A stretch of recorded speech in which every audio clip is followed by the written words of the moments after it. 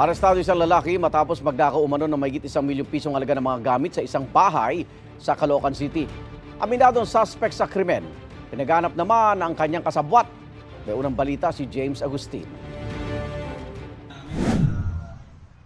Sa barangay 178 Kamaring Caloocan natunto ng pulisya ang subject ng bitbit nilang arrest warrant para sa kasong robbery.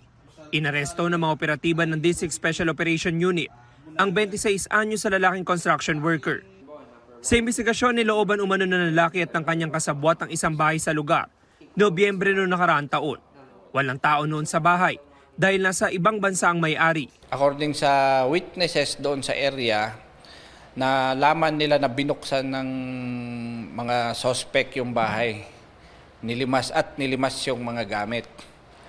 So, ang mga nakuha doon, mga pera, alahas, mga flat screen na TV, washing machine, mga damit at saka mga mamahaling sapatos.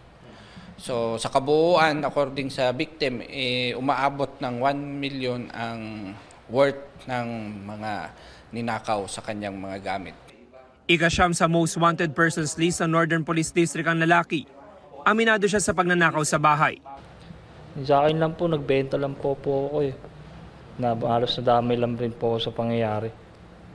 Pero po, dun sa paglolo po dun, humihingi po ang dispensa nangyari po sa nakawan po dun sa may-ari. Iniimbestigahan pa rin namin kung meron siyang mga involvement sa mga ibang nakawan. Pero ang record na nakuha namin as per background investigation is na-involve siya sa illegal gambling. Patuloy namang hinahanap ng mga otoridad ang kasabwat ng naarestong lalaki. Ito ang unang balita. James Agustin para sa GMA Integrated News.